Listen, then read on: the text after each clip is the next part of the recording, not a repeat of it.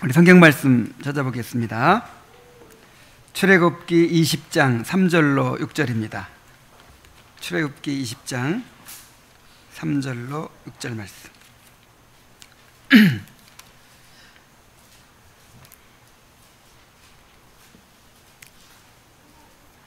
자, 함께 읽겠습니다. 시작. 너는 나 외에는 다른 신들을 내게 두지 말라. 너를 위하여 새긴 우상을 만들지 말고 또 위로 하늘에 있는 것이나 아래 땅에 있는 것이나 땅 아래 물속에 있는 것에 어떤 형상도 만들지 말며 그것들에게 절하지 말며 그것들을 섬기지 말라. 나 내 하나님 여호와는 질투하는 하나님인즉 나를 미워하는 자의 죄를 갚되 아버지로부터 아들에게로 3, 4대까지 이르게 하거니와 나를 사랑하고 내 계명을 지키는 자에게는 1000대까지 은혜를 베푸느니라. 아멘. 십계명의 1, 2계명을 함께 읽었습니다. 물론 1계명부터 4계명까지 전부가 하나님을 어떻게 예배해야 하는가에 대한 말씀인데, 또 특별히 1계명과 2계명에서 우리가 하나님을 어떻게 예배하는지를 또 잘 알려주고 있어요. 1계명이 무엇입니까? 오직 하나님께만 예배하라는 것이죠. 하나님의 유일하신 참 하나님이심을 알고 오직 그의 합당한 예배를 드리라 하는 것입니다. 하나님이 유일한 참 하나님이심을 알고 그 하나님께 합당한 예배를 드리라는 거예요.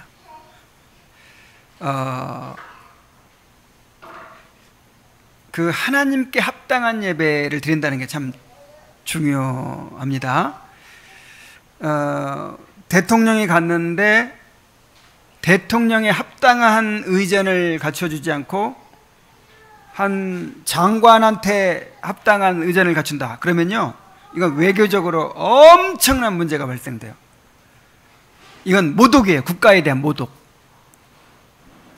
그럼 우리 하나님에 대해서는 하나님께 합당한 경배를 드려야 되는 거예요. 하나님께 합당한. 그 하나님 어떤 하나님입니까? 유일하신 하나님. 그 비할 수 없는, 어느 것에도 비할 수 없는 정말 유일하신 삼위일체 하나님이신데 그 하나님께 합당한 예배를 드려야 돼요. 근데 우리가 어떻게 드릴 수 있어요? 어떻게 하나님도 잘 모르잖아요. 하나님 잘 모르고 우리가 어떻게 그 하나님께 합당한 예배를 드릴 수 있어요? 그래서 그 방법까지, 길까지 가르쳐 주신 거예요.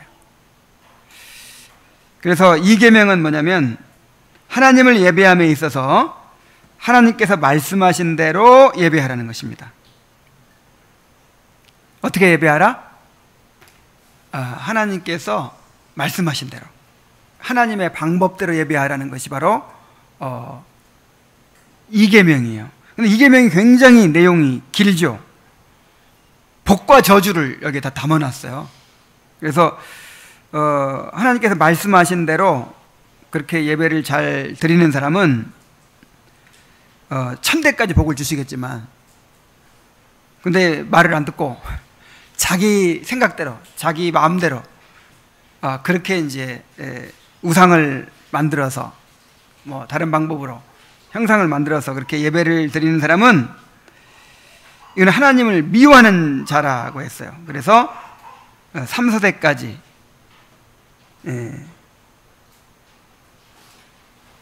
이제 벌을 내리겠다 이렇게 말씀하고 있습니다. 그러니까 우리가 하나님의 방법대로 하나님께서 성경에서 명하신 대로 예배하는 것이 그 하나님께 합당한 예배인 거예요. 합당한.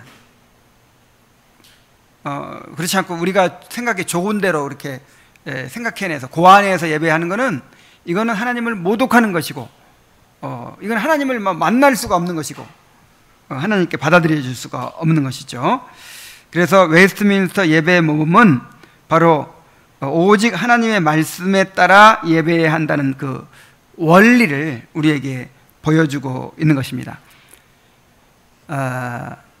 규정적 원리라고 하죠. 규정적 원리를 보여주는 거예요. 차라리 그냥 순서를 완전히 딱 이렇게 정해놓고 이대로 해라 하면 차라리 쉬울 거예요. 근데 그게 아니라 어떤 원리를 우리에게 가르쳐 주는 거예요. 원리를, 말씀의 원리, 규정적 원리를. 그래서 어쩌면 더 어려울 수도 있어요. 그렇지만 이제 정말 우리가 하나님을 알아가면서 그렇게 더 바른 예배, 더 온전한 예배를 드리기에 힘써야 하겠죠. 자, 오늘은 성경의 공적인 낭독과 설교전 공기도에 대해서 살펴봅니다. 두 가지예요. 성경의 공적인 낭독, 이걸 이제 보통 성경봉독 그렇게 얘기하겠죠. 성경봉독. 그리고 설교전 공기도는 이제 오늘날에는 흔히 대표기도라고 하는데,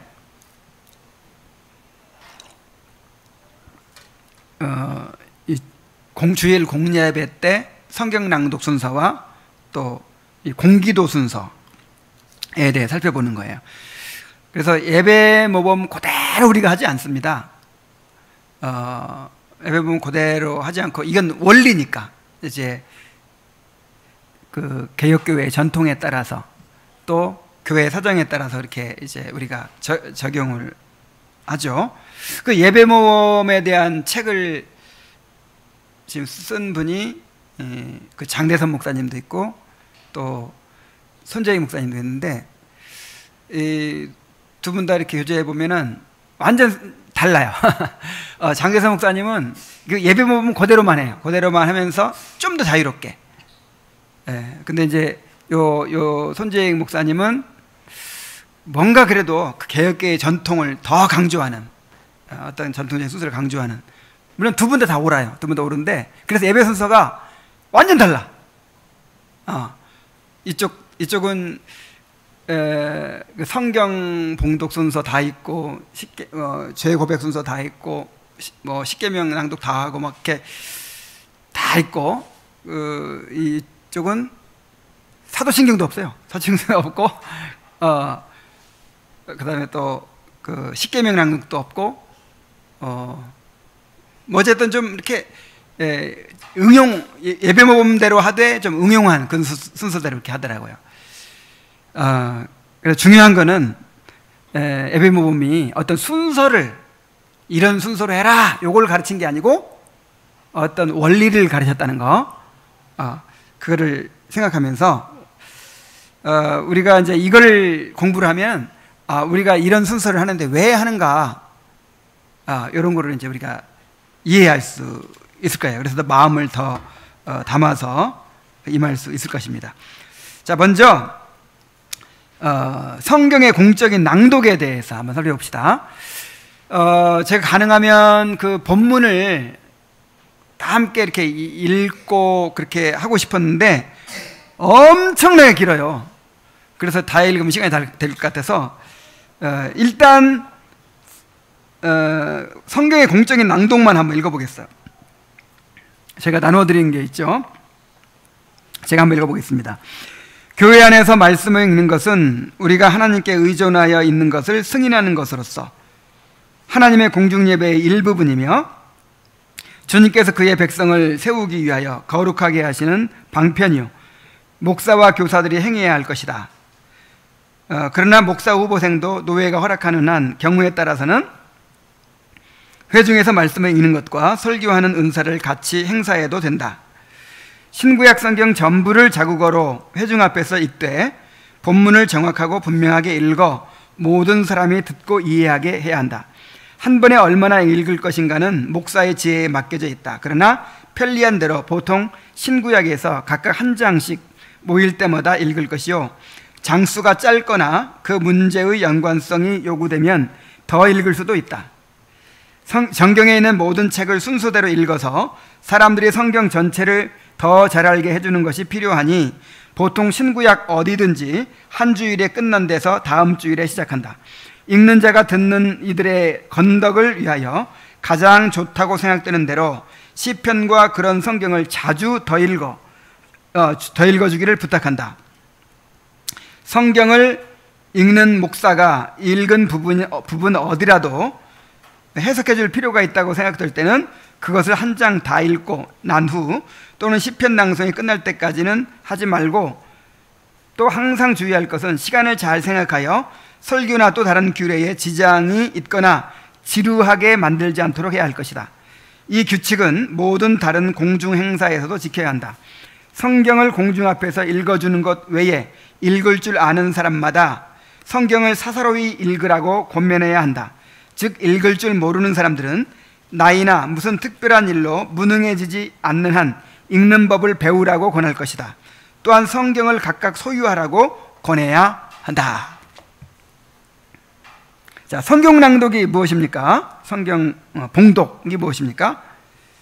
공예배 중에 목사가 회중 앞에서 성경을 낭독하는 것입니다. 하나의 예배 순서죠.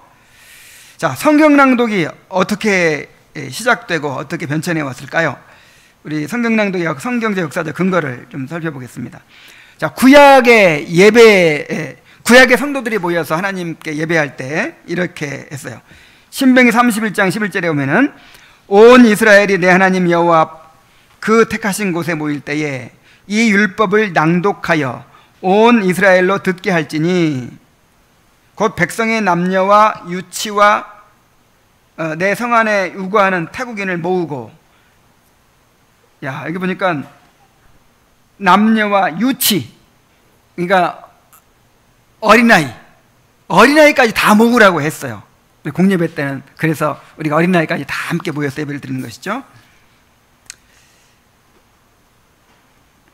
내 하나님 여호와를 경외하며 율법의 모든 말씀을 지켜 행하게 하고, 너희가 요단을 건너가서 얻을 땅에 거할 동안에 이 말씀을 알지 못하는 그들의 자녀로 듣고 또 내 하나님 여호와 경외하기를 배우게 할지니라. 율법책을 어린아이까지 다 모인 데서 이렇게 읽어주는 거예요. 이게 말씀 선포예요, 이게. 그 다음에 여호수아 8장 34절 35절에 봐도 그 후에 여호수아가 무릇 율법책에 기록된 대로 축복과 저주하는 율법의 모든 말씀을 낭독하였으니 모세의 명한 것은 여호수아가 이스라엘 온 회중과 여인과 아이와 그 중에 동거하는 객들 앞에서 낭독하지 아니한 일이 하나도 없었더라. 항상 아이가 포함돼요. 아이가. 열왕기하 23장 2절에도 지금 왕정 시대로 넘어왔죠. 이에 여호와의 전에 올라가매 유다 모든 사람과 예루살렘 거민과 제사장들과 선지자들과 모든 백성이 물은 노소하고 다 왕과 함께한지라. 왕이 여호와의 전 안에서 발견한 언약책의 모든 말씀을 읽어 무리의 귀에 들리고. 느헤미야 8장 1절로 3절, 이제 포로로 잡혀갔다 귀환한 사람들이죠. 이스라엘 자손이 그 본성에 거하였더니 7월에 이르는 모든 백성이 일제히 수문학 광장에 모여 학사 에스라에게 여호와께서 이스라엘에게 명하신 모세 율법책을 가지고 오기를 청하매 7월 1일에 제사장 에스라가 율법책을 가지고 남자 여자 무릇 알아들을 만한 회중 앞에 이르러 수문학 광장에서 새벽부터 오전까지 남자 여자 무릇 알아들을 만한 자의 앞에서 읽음에 뭇백성이 그 율법책에 귀를 기울였는데.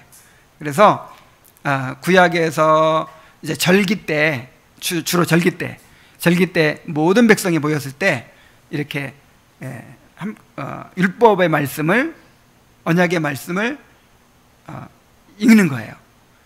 그게 말씀 선포예요. 그게. 그러니까 이 성경에 기록된 말씀이 하나님의 말씀이죠. 이 말씀을 읽는 것이 바로 설교예요. 설교. 오늘날의 설교와 똑같은 거예요. 나중에 이제 회당 예배가 생겼습니다.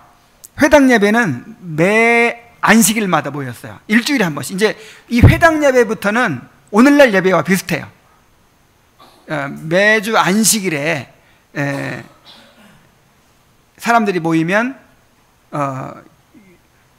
이제 그 랍비가 율법책을 가지고 나와요. 율법책을 가지고 나와서 딱 펴면 이제 모든 이제 회중들이 다 일어나요. 다 일어나고. 그러면 이제 이제 율법책을 그들 앞에서 읽는 것이죠. 누가복음 4장 16절. 예수께서 그 자라나신 곳 나사렛에 이르사 안식일에 자기 규례대로 회당에 들어가사. 예수님께서도 이 규례대로 그랬으니까, 자기 규례대로 그랬으니까 안식일마다 어디 가셨다는 거예요? 회당에 가셨다는 거예요. 그리고 이제 예수님은 납비로 인정을 받아가지고 예수님 오시면 그 예수님은 이렇게 율법책을 예수님께 드리는 거예요. 드리면 예수님이 그 율법책을 가지고 말씀을 전하시는 것이죠. 사도행전 13장 5절, 이제 사도시대입니다. 율법과 선지자의 글을 읽은 후에 회당장들이 사람을 보내어 물어 가로되 형제들아 만일 백성을 권할 말이 있거든 말하라.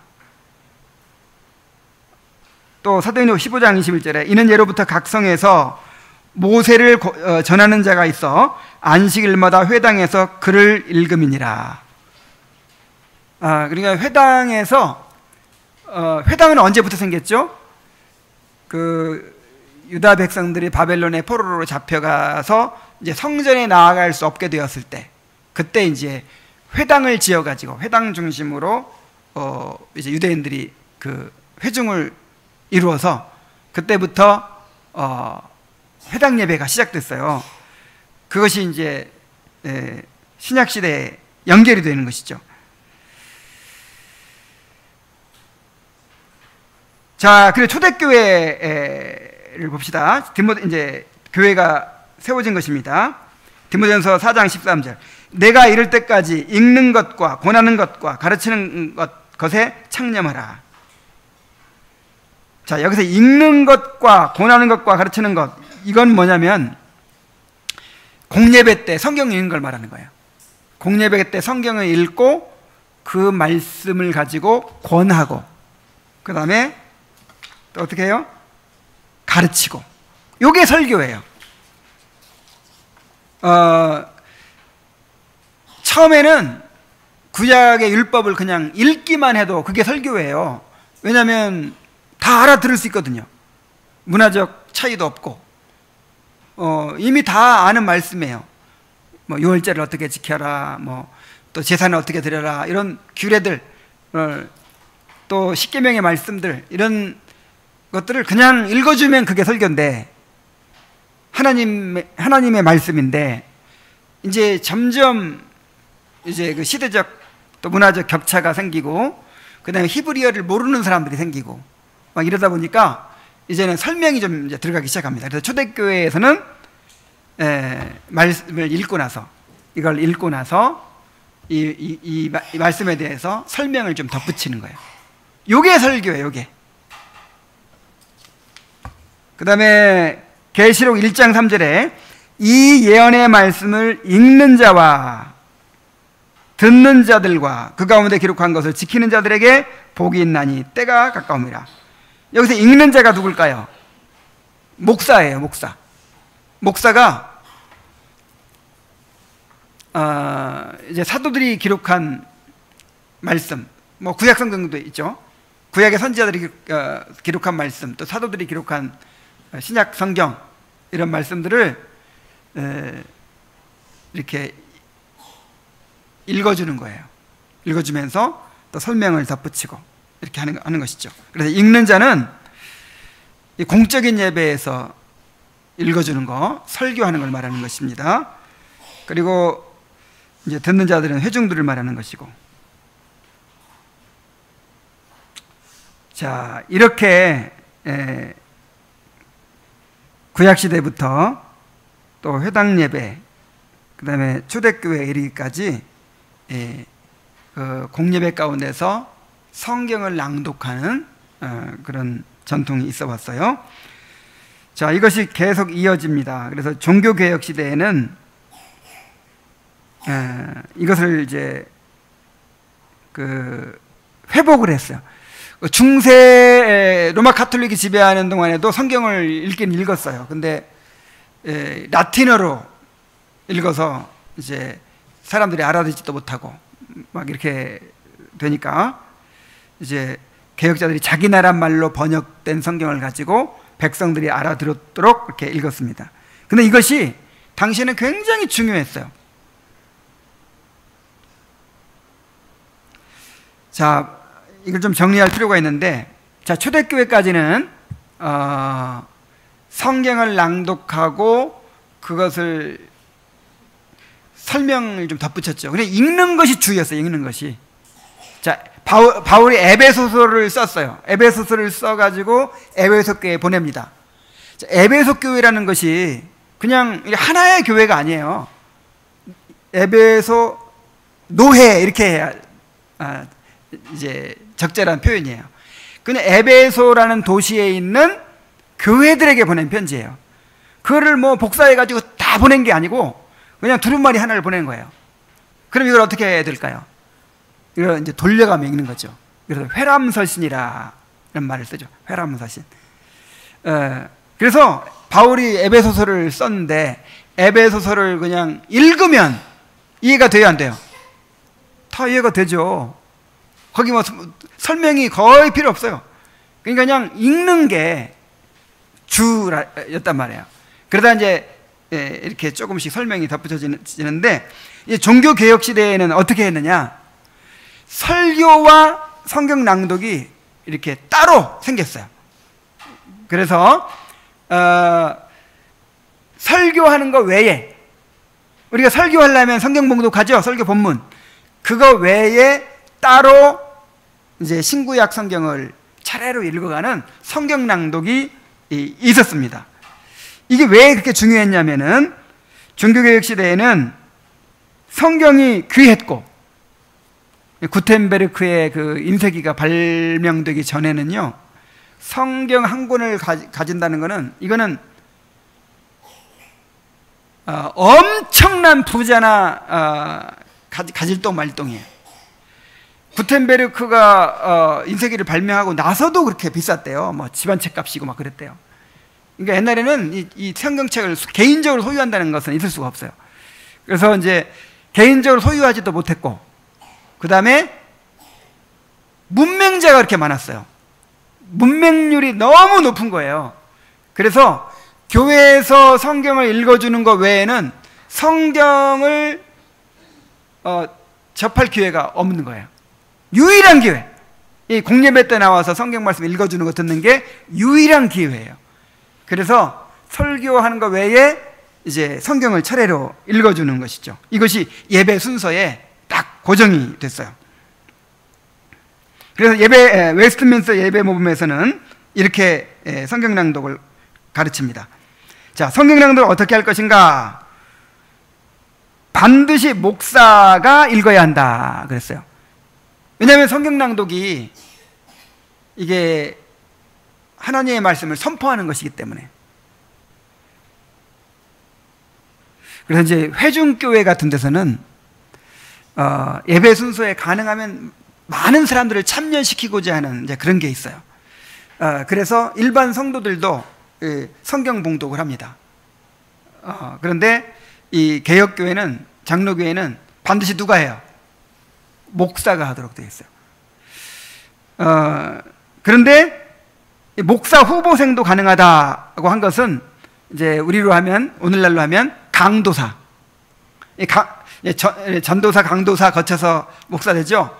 근데 강도사가 어떤 사람이냐면 강도권을 가진 사람을 말해요.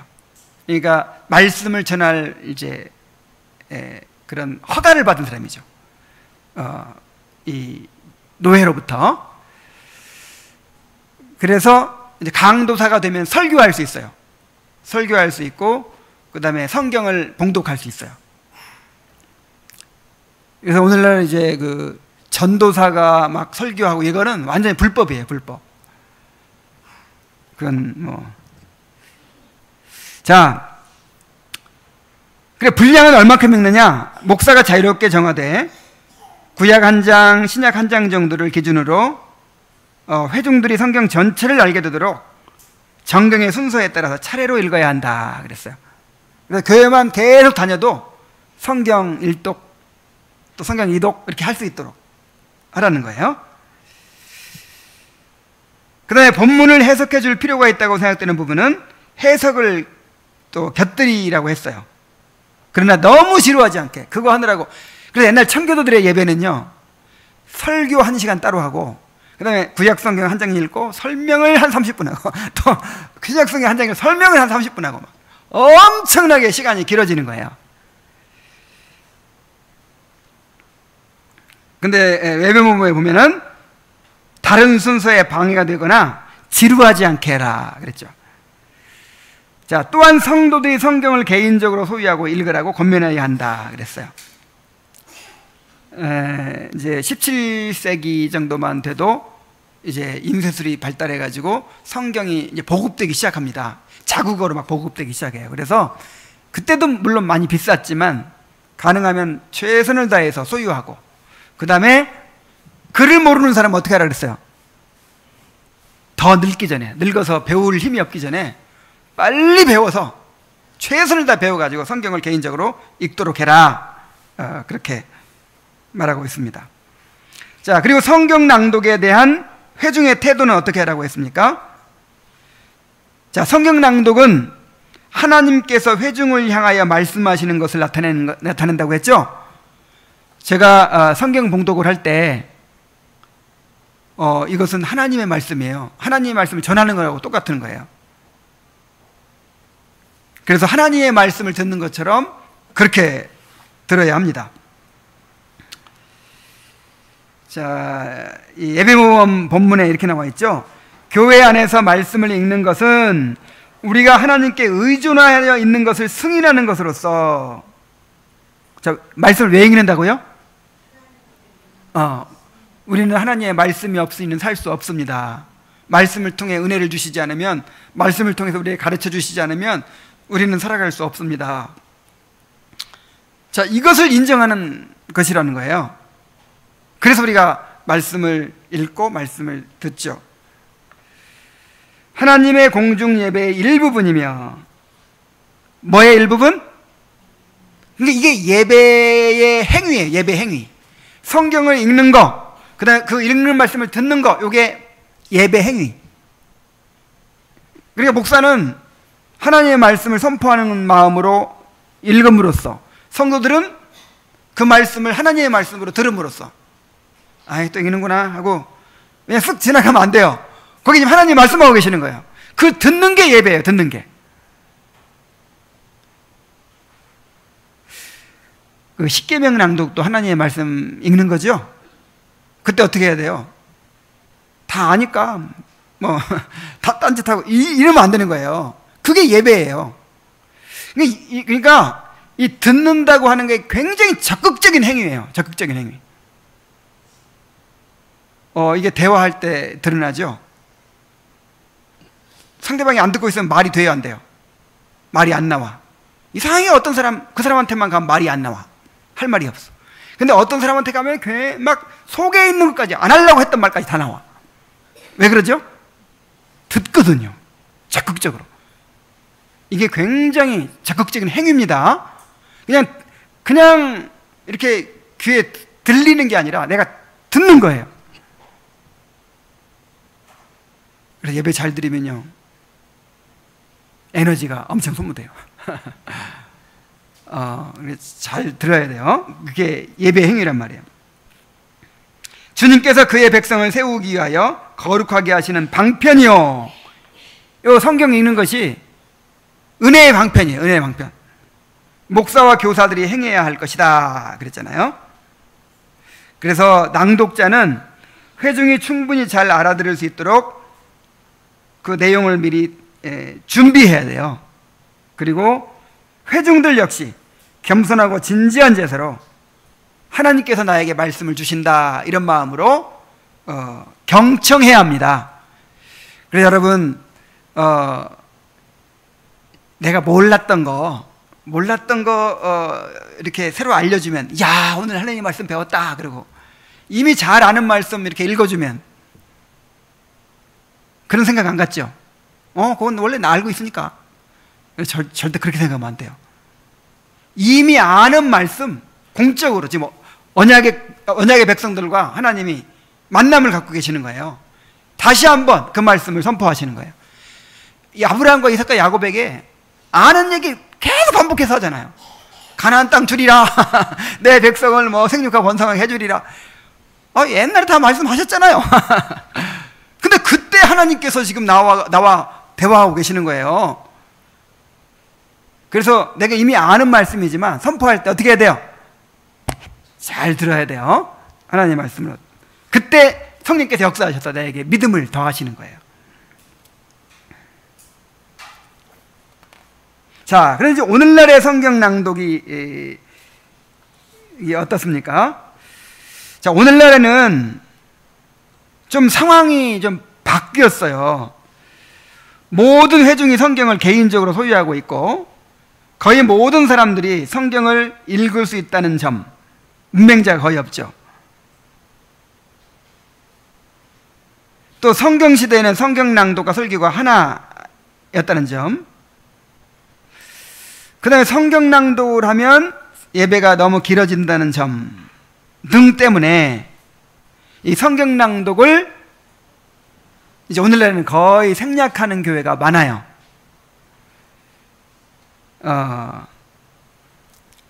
그러나 오늘날에도 개인적으로 성경을 읽지 않는 사람들이 많이 있고, 한번 조사해 볼까요? 지금 개인적으로 성실하게 집에 성경을 읽는가?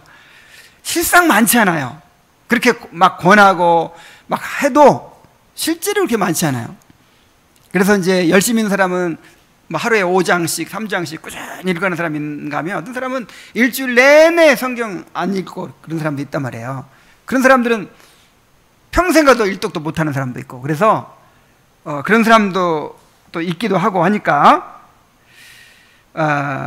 그 다음에 또 성경을 낭독하는 일의 가치, 구약시대에 율법서를 반복해서 이렇게 읽어주는데, 율법서를 읽어주는 것이 이게 이 성도들을 세우는 방편이었어요. 은혜의 방편이었어요. 그래서 이런 가치 때문에 성경 낭독 순서를 갖는 것은 정말 유익한 일입니다. 중요한 일입니다. 그래서 예배 가운데 성경 낭독을 하는 게 참 의미가 있어요. 근데 실제적인 고민은 있습니다. 이거를 오전 예배 중에 다 하는 교회들이 있어요. 그러니까 십계명 낭독도 있고, 그 다음에 구약 낭독도 있고, 신약 낭독도 있고, 그 사이사이에 시편 찬송 하나씩 다 부르고. 그러면 이제 어떻게 될까요? 그렇게 되면 예배가 엄청 길어지거나 아니면 설교가 짧아져야 돼. 대신 설교가 짧아져야 돼. 그래서 고민이 있어요. 그래서 지금 우리가 어떻게 하고 있죠? 그래서 이제 그거를 생략하기도 하고, 아예 생략하기도 하고, 어떤 교회에서는 이제 신약 본문 설교할 때는 오늘 로마서 설교했죠. 로마서 6장 6절부터 11절까지 그걸 신약 성경 낭독한 걸로 치고, 그 다음에 구약 성경 한 부분을 또 조금 읽어요. 이제 그렇게 이제 봉독을 하기도 합니다.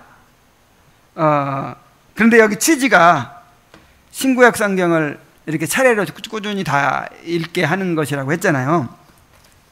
그래서 이제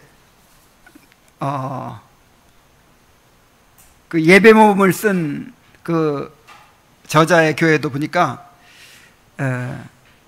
이렇게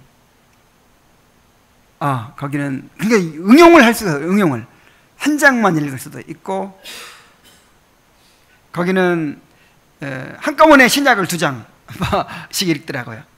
또 구약을 2장씩 읽기도 하고. 근데 요즘 우리는 어떻게 하고 있죠? 한 장씩, 한 장씩. 그 분량은 이제 목사가 자유롭게 정하라고 했으니까. 그래서 이런 이제 취지를 아시고 그렇게 참여해 주시기 바랍니다. 자, 그 다음에 설교 전 공중기도에 대해서 또 살펴보겠습니다. 이거는 다 읽을 수가 없어요. 너무 길어가지고 집에서 꼭 읽어보시기 바랍니다. 자, 설교 전 공중기도는 이게 목회기도예요. 목회기도.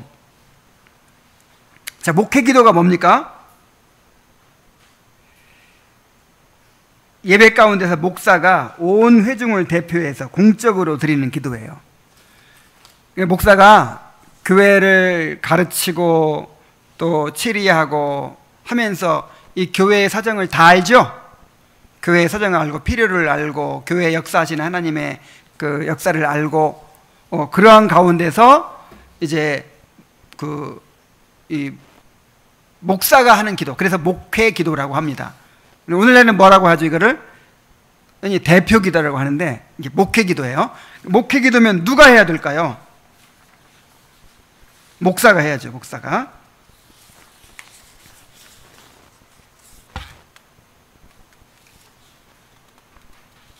그래서 목회 기도를 어떻게 해야 되는가? 목회 기도는 진짜 누가 하는가? 기본적으로 목사가 하는 것이지만 오늘날에는 장로님들이 하는 경우가 많죠. 사실은 장로도 목회에 참여하는 거거든요. 목사와 함께. 이 헌법에 보면은 장로는 영적인 일을 총찰한다. 집사는 행정과 재정, 봉사 이런 걸 담당한다. 이렇게 되어 있어요. 그래서 재정 관리나 이런 거는 누가 해? 집사가 하고, 장로는 주로 영적인 일. 그러니까 성도들을 목회하는 일에 목사와 함께 참여하는 일을 하는 거예요. 신방하고, 그다음에 이제 이렇게 권징을 하고 또 권면하고 이런 일을 하는 것이 장로의 일이거든요. 그래서 그런 일을 하는 차원에서 보면 목사의 목회에 참여하는 것으로 보면 넓은 의미에서 장로도 목회자라고 할 수 있어요. 목회자. 그래서 장로가 목회 기도를 할 수 있다고 봅니다. 근데 오늘날의 장로는 그렇지 않죠. 오늘날의 장로는 재정 담당하고 이런 거죠. 그리고 신방이나 이런 것도 이런 걸 하는 것도 아니고, 그래서 목사가 하는 게 합당한데, 만약에 장로가 정말 그 장로의 직분을 제대로 감당하고 있다면 이 목회 기도를 할 수도 있습니다. 자, 목회 기도의 내용은 어떤 것이어야 할까요? 자, 기본적으로 하나님의 영광을 높이는 일, 감사, 회개, 간구, 또 다른 사람을 위한 기도 등등 있어요. 예배 모범에서 제시하는 목회 기도의 내용을 보면은 회개의 기도가 엄청 길죠. 그 다음에 우리 마음에 성령을 부어주시고 은혜를 베풀어 주시도록, 그리스도의 복음이 전파되고 교회들이 든든히 세워지도록, 위정자들과 목사와 교사들, 교회와 정부와 대학과 모든 학교와 신학교들을 위해 기도하라고 했고, 이 예배를 통해서 충만한 복을 누리게 되도록 기도하라고 했고, 말씀을 전하는 목사와 이 말씀을 듣는 회중들을 위해 또 기도하라고 했습니다. 이런 내용들 한번 읽어보세요. 굉장히 긴 내용이 있어요. 자, 그런데 그 예배 모범에는 그 주의 그 십계명 낭독도 없죠. 십계명 낭독이 없고, 그 다음에 죄 고백 순서가 따로 없어요. 그러니까 이 목회 기도에 지금 그 회개의 기도가 들어가 있어요. 근데 우리가 지금 공적으로 회개의 기도는 다 이렇게 하고 나서 우리는 목회 기도를 하죠. 그래서 이제 회개의 기도가 거기는 안 들어가 있는 거예요.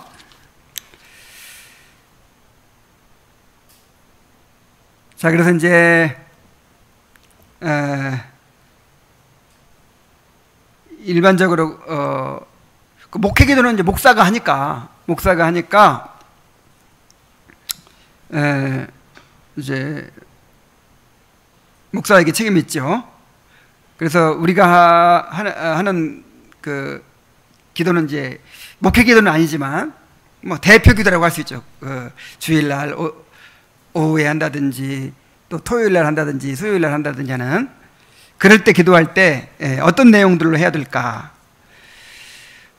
이게 공적인 기도인 만큼 아까 말했던 것처럼 찬양과 감사와 회개와 간구와 또 다른 사람을 위한 기도를 이렇게 다 포함시키는 것이 좋습니다. 그냥 혼자 할 때는 뭐 이렇게 어느 날은 뭐 회개만 그렇게 많이 하고, 어떤 날은 또 감사만 많이 하게 될 수도 있고, 뭐 그럴 수 있겠죠. 그러나 공적인 기도니까 내 기분 내키는 대로 그렇게 해서는 안 돼요. 찬양과 감사와 또 회개와 또 간구와 다른 사람을 위한 기도, 이것이 다 포함된 그런 기도를 하는 게 좋습니다. 자, 그리고 기도를 미리 준비해야 돼요. 미리. 목사는 설교를 준비하는 만큼 기도 준비에도 힘써야 됩니다. 그래서 청교도들은 준비된 기도를 강조했고, 연구된 기도라는 표현을 사용했다고 해요. 그리고 목사를 뽑을 때 은사를 보잖아요. 은사. 목사의 은사. 목사한테 어떤 은사가 있어야 될까요? 설교의 은사가 있어야겠죠. 설교의 은사. 근데 설교의 은사뿐 아니라 기도의 은사를 중요하게 하겠대요. 왜냐하면 이 은혜의 방편이 세 가지를 얘기하잖아요. 말씀, 그 다음에 성례, 기도, 특별히 공기도. 그래서 이 기도의 은사를 가진 사람을 목사로 세웠다고 해요. 그래서 설교를 준비하는 것만큼 막 준비해야 된다고 하는데, 만약 이거 준비하면서 이거 기도를 더 준비해야 되겠구나. 굉장히 제가 부족함을 많이 느낍니다. 그래서 기도하면서 많이 준비해야겠다, 그런 생각을 했어요. 자, 그런데 기도를 준비하되 그 표현들도 성경적으로 준비해야 한다 그랬어요. 어떻게 준비해야 한다? 성경적으로. 그래서 우리가 칼빈의 기도론 배우면서, 기도라고 하는 것은 그냥 나한테서 나온 걸 하나님께 올려드리는 게 아니라 하나님께서 말씀하시는 것을 가지고 기도하는 거라 그랬죠. 이게 이방인의 기도와 다른 거잖아요. 그래서 그 표현들조차도 성경적으로 준비해야 한다. 기도는 하나님이 주신 말씀을 따라서 하나님께 아뢰는 것이죠. 그래서 공기도는 성경의 언어와 표현들을 사용하여 마치 말씀을 증거하는 것처럼 돼야 한다는 거예요.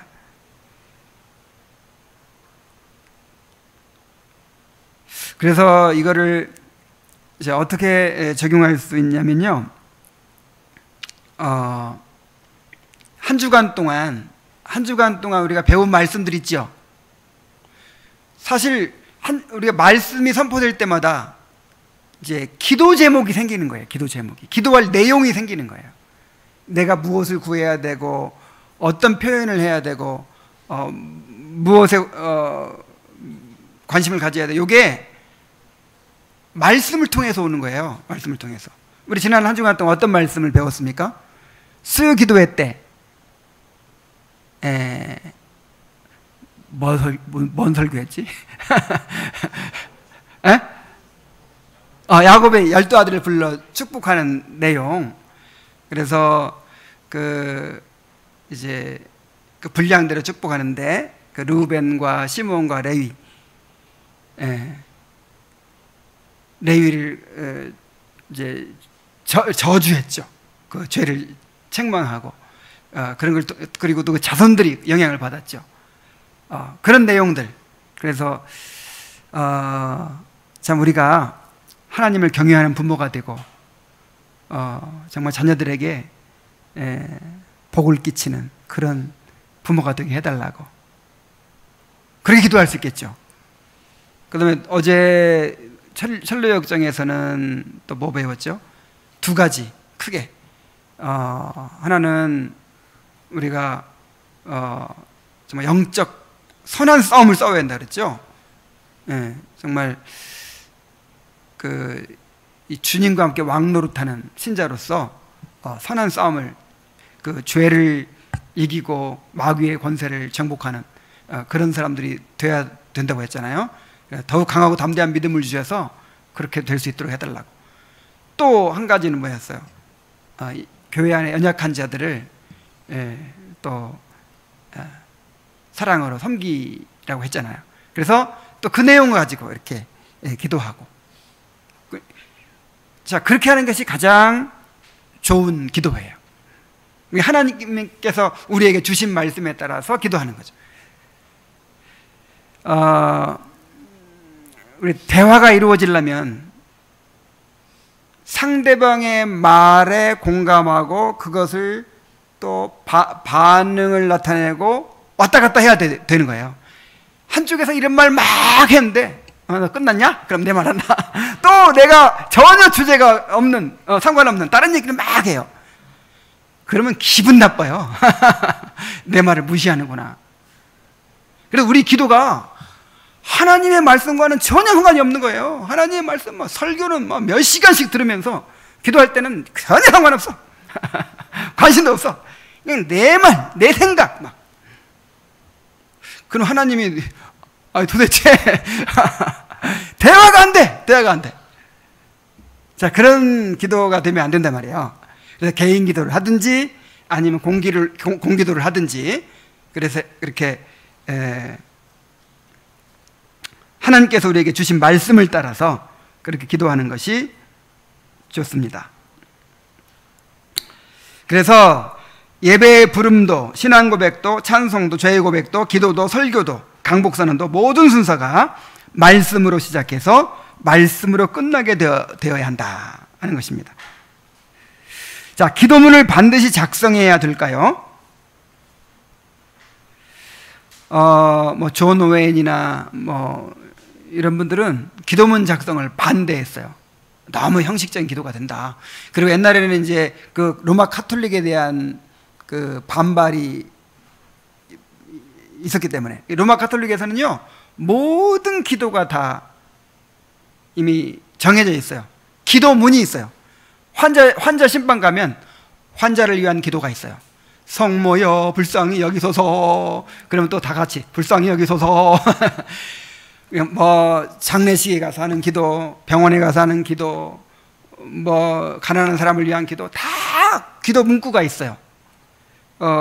그래서 이제 그거에 대한 반발로 이렇게 미리 준비하고 작성해서 하는 기도에 대한 거부감을 가진 사람들이 많았어요.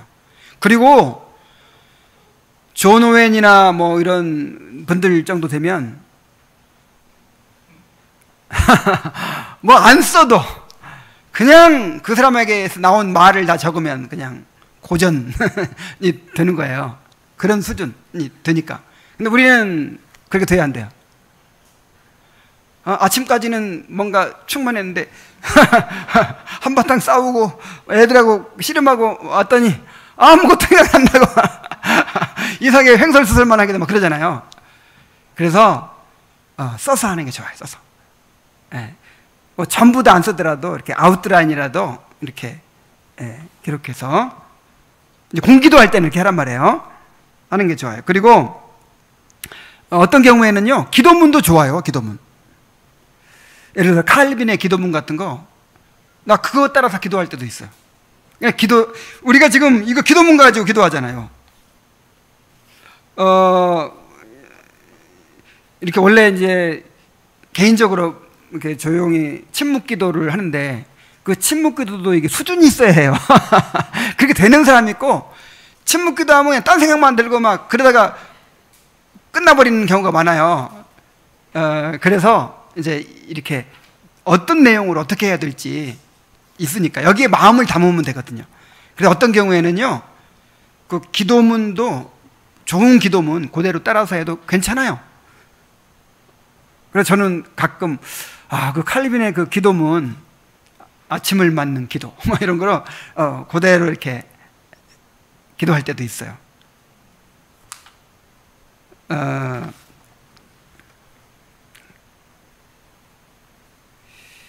그리고 이제 목회 기도 중에 회중의 태도는 어떠해야 되겠습니까?